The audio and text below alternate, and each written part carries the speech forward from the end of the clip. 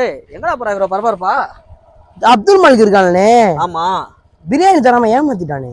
ஏய் இப்பதான்டா பார்த்தேன் எல்லா வீட்டுக்கு கொடுத்துட்டு இருக்கான்டா. என்னண்ணே சொல்றீங்க? ஆமாடா ஏறற வேணா அங்கிட்டு தான்டா போறேன் இறக்கி விடுறேன். என்ன நாலு கேள்வி கேட்கணும். போனே. ஏய் மாலிக், நான் பிரியாணி தர மறந்துட்டியா? போய் எடுத்துரு. டேய் காலியா போச்சுடா. என்னடா சொன்ன? ஏடா அப்படி சங்கடப்படுத்திக்கிட்டு இருக்க? டேய் நான் உனக்கு கொஞ்சம் எடுத்து வச்சிருந்தேன்டா.